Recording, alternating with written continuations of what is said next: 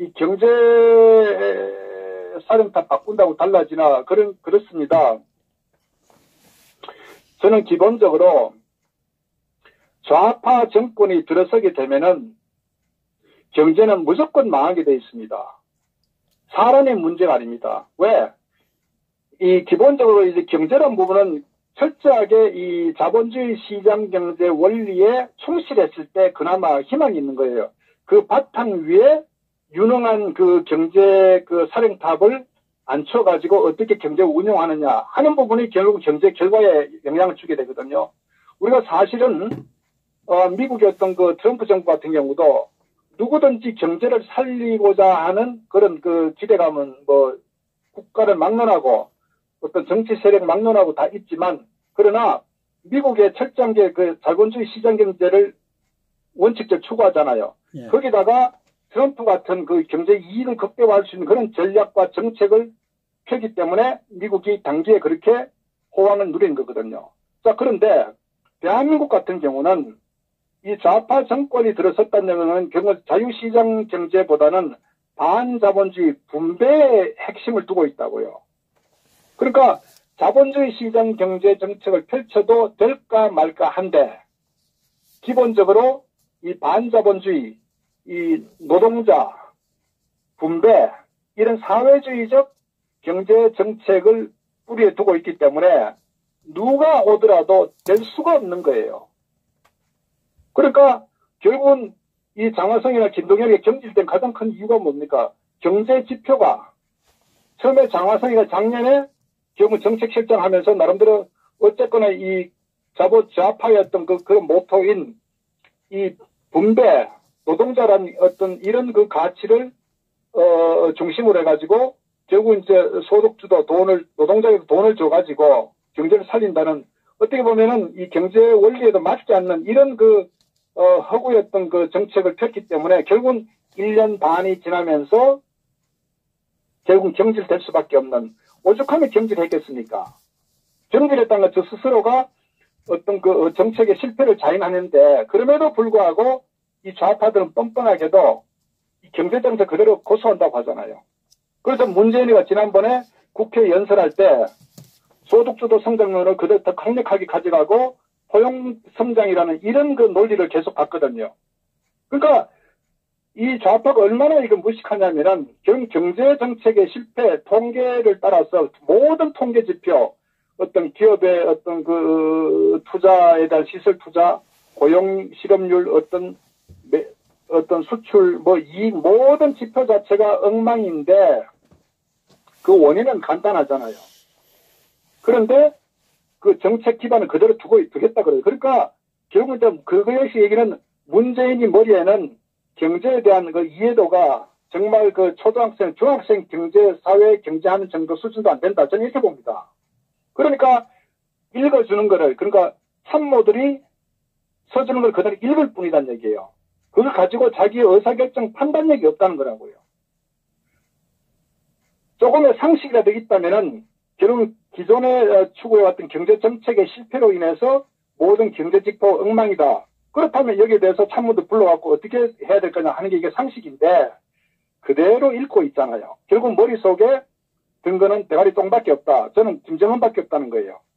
그 경제에 대한 무지한 것뿐만 아니라 판단력 자체가 흐리다. 그렇기 때문에 기본적으로 사람을 바꾼다고 달라진 하나도 없다. 근데 더 심각한 것은 사실 경제란 거는 그런 겁니다. 이 경제부총리나 이 청와대 이 정책실장은요, 원래 어떤 큰 그림을 그리는 이 자리거든요. 그러니까 거시적인 경제 정책 안목이 굉장히 중요해요. 거시적으로.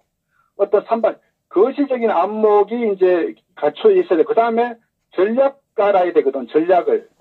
큰 대한민국 경제 구조가 어떻게 흘러가고, 국제 경제 환경은 어떻게 흘러가고, 무역은 어떻고, 기업 환경은 어떻고, 이런 큰 틀에서 어떤 거시적인 안목이 있어야 되고, 그 다음에 그런 틀 하에서 단기적으로, 중장기적으로 전략은 어떻게 가져갈 것인지, 국제관의 전략은 어떻게 할 것인지, 외교는 어떻게 이렇게 이제 틀을 잡아가야 되는데, 과연 그러한 인물이냐는 것도 의심이고, 세 번째로는 그 실물 경제에 대한 이해도 굉장히 중요합니다.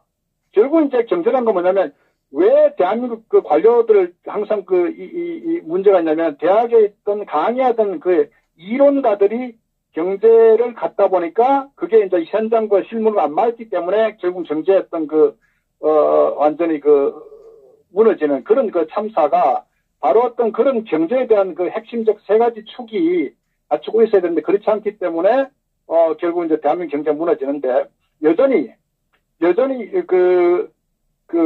오늘 인선된 홍남기 국무조정실장 같은 경제부총리나 또는 김수영 같은 경우도 결국은 이제 말씀드렸다시피 이 좌파 정권과 경제나 상호 어떤 반비례한다고 기본적으로 태생 자체가 경제가 무너지게 돼 있어요. 그런데다가 이 인선 후임 같은 이 인물 같은 경우도 결국 이제 홍남기 국무조정실장 같은 경우도 얼마나 저는 기회주의 인물이냐. 홍남기 국무조정실장이 했단 말이에요. 그런데 이 사람이 이제 평가받는 게 예산통이라 예산 기준 과장이나 기획예산처 총괄을 했단 말이에요. 재정에 대한 예산 총괄을 했거든요. 그러면 내년도 예산 470조를 편성했단 말이에요. 그럼 정상적으로 대한민국의 경제 지표나 어떤 성장률과 전체적인 어떤 내용을 봤을 때 이 470조를 편성하면 안 돼요. 나라 망한다고요. 그러면 김동연이도 마찬가지고 이 홍남기도 마찬가지고 이 좌파 정권이 경제를 정치적으로 이용해가지고 파퓰리즘으로 가고자 하면서 결국은 대한민국 경제가 망하든 말든 간에 자기들의 정치적 목적을 달성하기 위해서 이 엄청난 예산 편성을 했으면은 정말 경제 통일이고 예산 통일하면은 이건 안 된다고 내부적 강력하게 반대를 했어야 된다고요. 그러니까 김동연이도 왜 기회적 인물이냐?